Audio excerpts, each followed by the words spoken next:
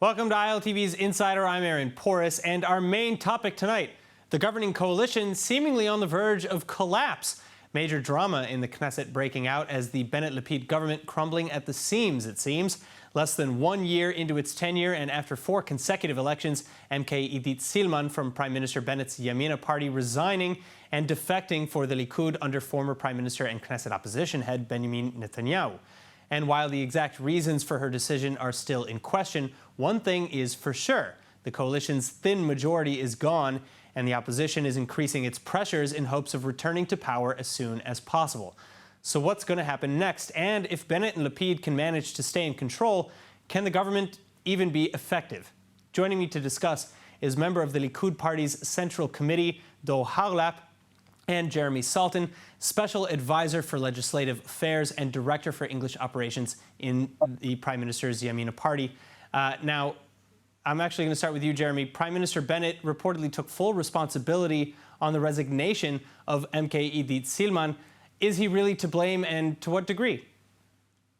I disagree that he's to blame, but of course, when you're the prime minister, you take the blame because, you know, it goes all the way to the top. But again, I think there are two main reasons in terms of why Idit resigned. Number one was the level of negativity, toxicity, and bullying that was being directed both towards her personally as well as members of her family and her close friends. The stuff that she went through, and again, she told me in the weeks leading up to her eventual resignation, a lot of stories that are just really crazy and are just bullying and trolling in the most disgusting ways. And of course, she was the person who made sure that she counted the votes up until a couple of weeks ago so that we could go ahead and make through all of these bills. So it's not exactly like this is a government that she didn't like. She was the chief whip. She was the coalition chair who made sure that we had those votes. And I said think Zev Elkin was a little bit more.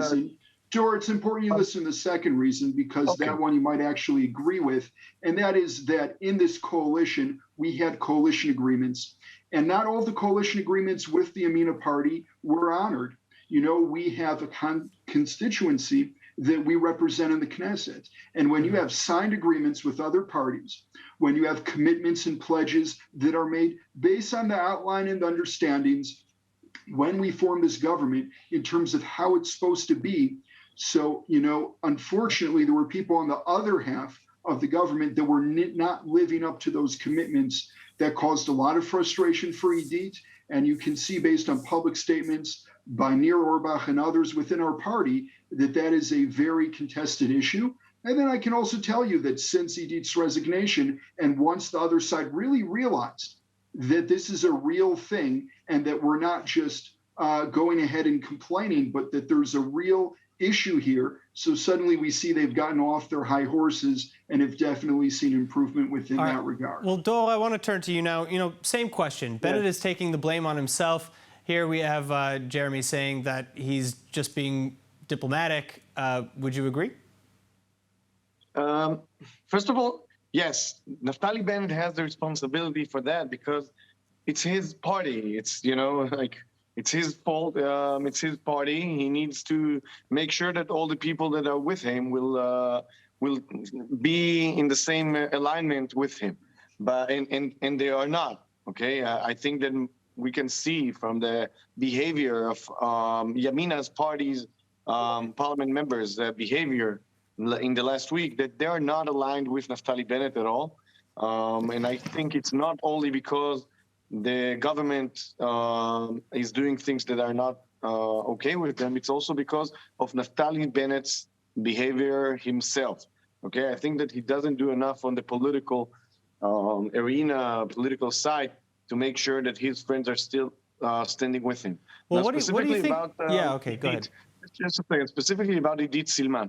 So I, you know, as a commentator from the side, I read Galit Distal's parliament member from the Likud testimony yesterday. She said, I had a long conversation with Idit Silman, and she said she's not afraid of Naftali Bennett. She's not afraid of Bibi Netanyahu's supporters.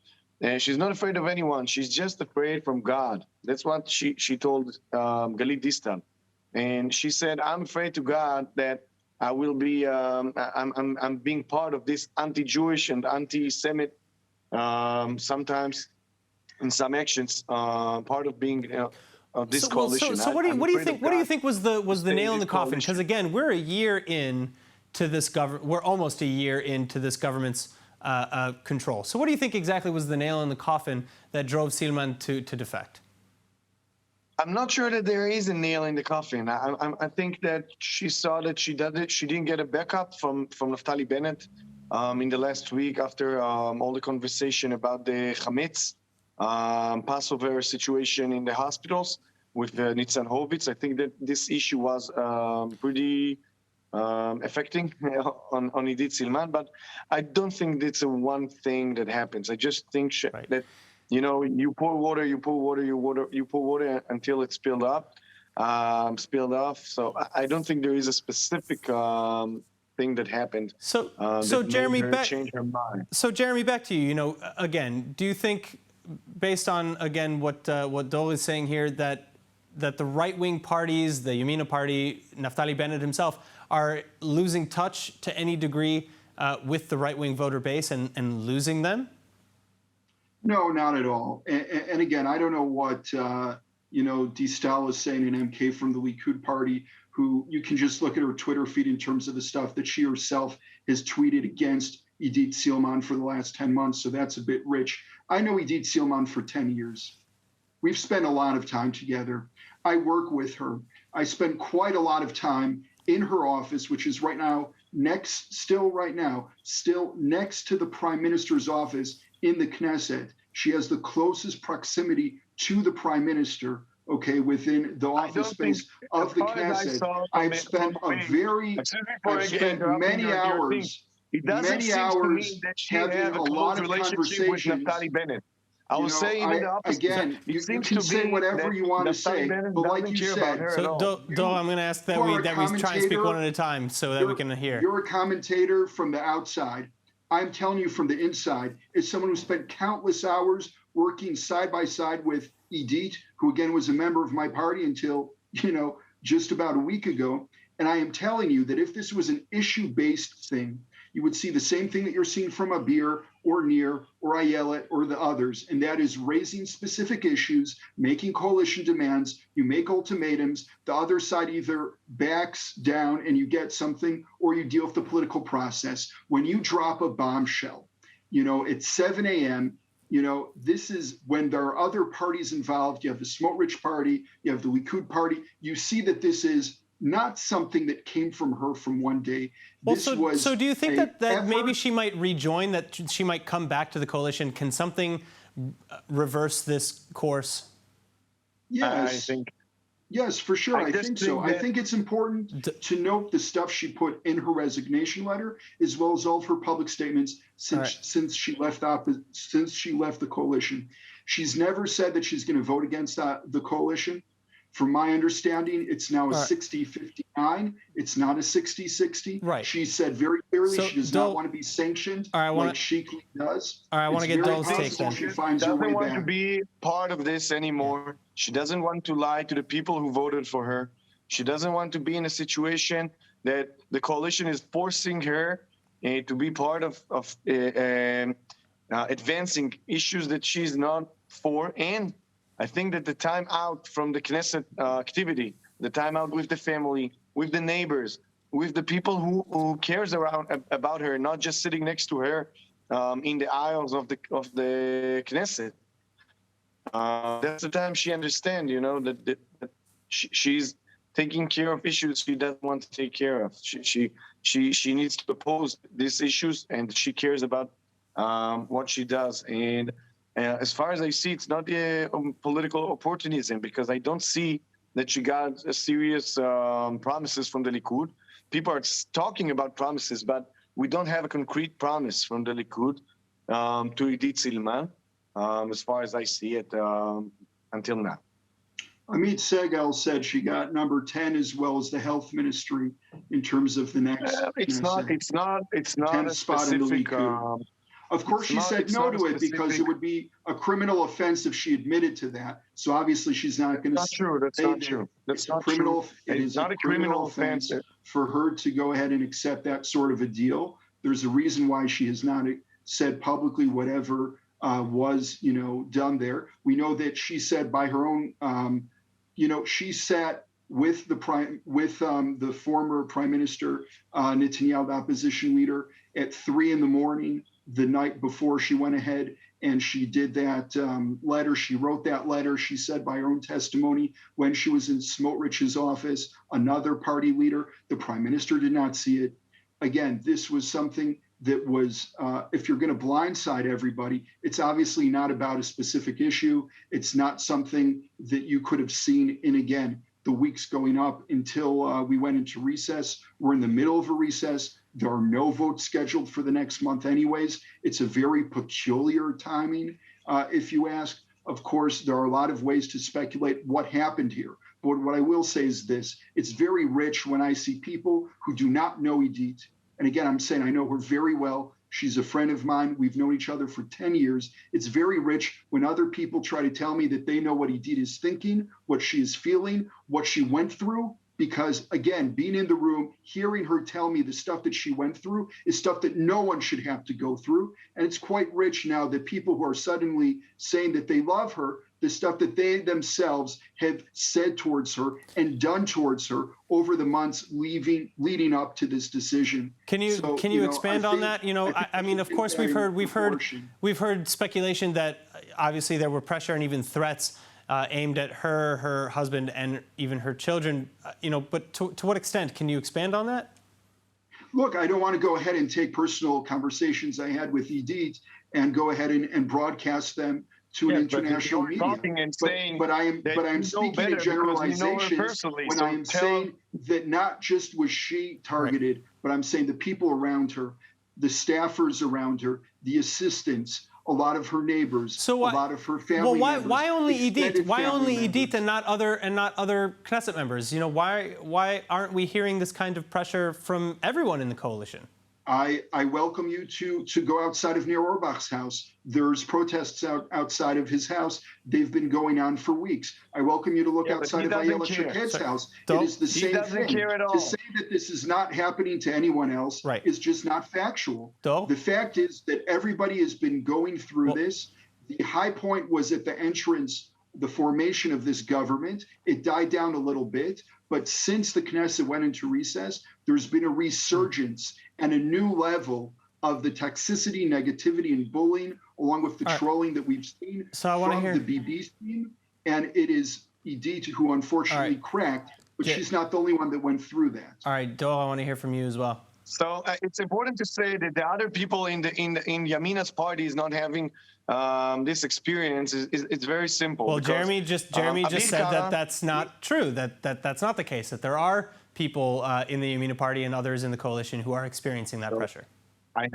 So I would like to say that it's not true. I will tell you why. Because everybody knows. Do you want to see my email? Do you want to see my Facebook? Do you want to see my WhatsApps? I'm not even a Knesset member, and I'm getting a lot of this. I am sick and tired of liars. You want to say that you agree with her, that's fine. Do not lie about the stuff that Idit went through, the stuff that I am going through, or the stuff that Nir, Ayelet, Abir, Yom Tov, and all the others are going through.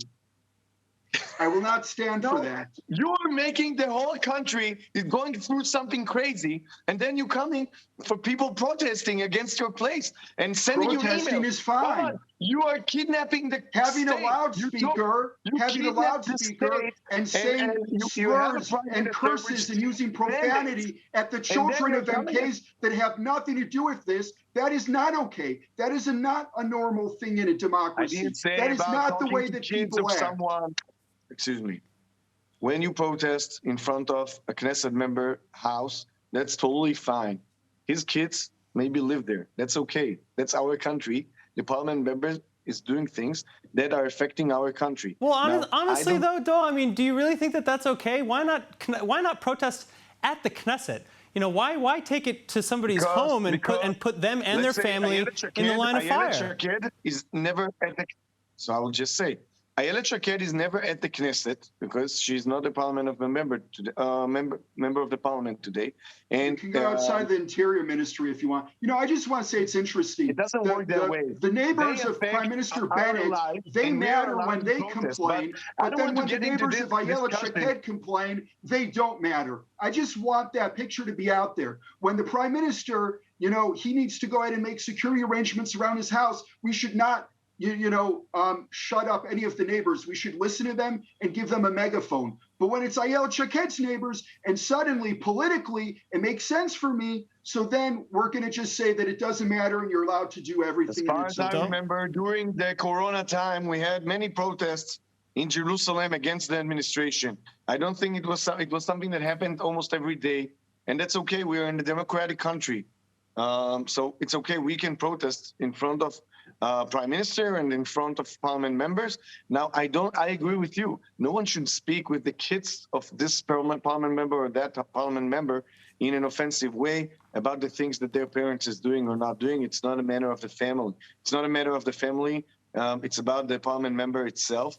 But yes, we should protest against any parliament member who does something that we don't agree with. Now, it doesn't have to be offensive, but yes, standing and protesting outside of Nir Orba's house is totally fine. You have to understand, the government in Israel is taking care of serious issues, okay? Some of the deals that the Amina party is making is selling the Negev to national Arabic people, okay? That's taking away part of our land and giving it away in some way or some other way, okay? Yes, we want to protest against it. And it's important to say, this is happening without any mandate from the public to do so, okay? Even now, in the polls, there is no majority for this nonsense, okay? And Naftali Bennett is still a prime minister that sits up with 5 seats in the parliament. 5 seats. Now, it doesn't work that way not in companies, no, in any democratic institution. It doesn't make sense, okay? We're in a crazy situation. Now, that's all I have to say about that. All right. Well, so I want to let's talk actually a little bit about the efficacy of the government, given that the Yamina Party's share of the coalition is quite small, with only 5 seats, as Dole says, and now that the coalition has lost its de facto majority, how can this coalition continue to run effectively? So I will begin, if that's okay, Jeremy. Sure. As far as I see it, this coalition can stay for a while, okay? Because the one finger of Idit Silman is not changing that much. Right. There was not a majority in the coalition for any big issue anyways.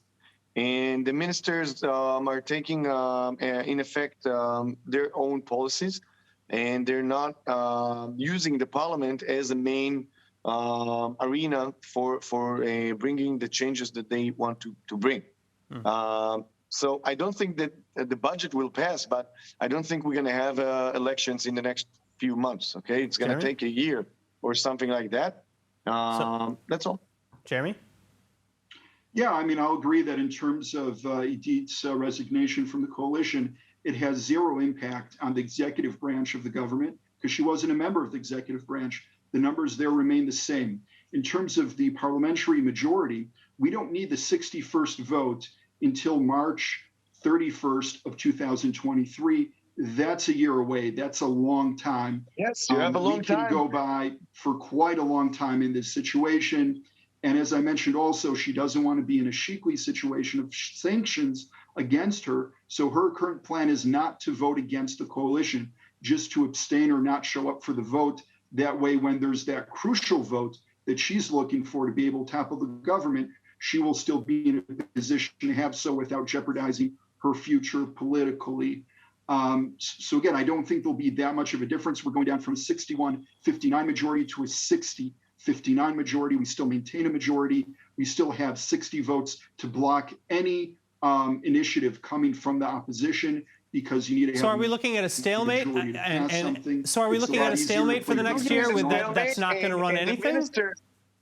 We're looking at a stalemate, and the ministers of the coalition, Merav Michaeli and all those friends, are going to stay and affect their own policies in their seats, in their ministries, which is bad for the state of Israel. But there's nothing we can do today. And I have a lot of criticism for the Likud's leadership about not being fast enough in the last week and making sure that the situation that we'll have another finger and not just Idit Silman. Well, it seems like the pressure. Well, I mean, Netanyahu went on like a rally tour and he put some considerable pressure. We know that Smotrich as well from the the Zionist. Yes, but National Zionist Party. I believe that in all the rest of the people all the rest of the parliament members in Yamina are should have a better dialogue this week, right? Because they don't care about Naftali Bennett anymore.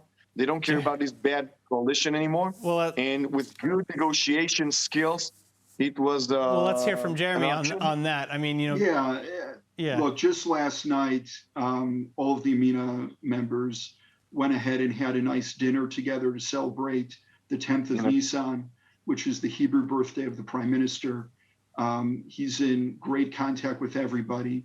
I really, dismiss all of those things because, again, as I think even Dor just said, if someone was going to defect, they would have done so last week. They would have done so this week. They haven't.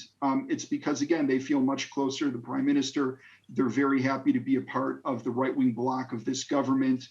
They feel that they are doing the will of their constituency. And if you look at everything they're saying, what are they saying? No one has crazy demands. They're asking that the other side of this government live up to the written commitments, to the pledges and commitments made to them from the minute that we decided to form this government.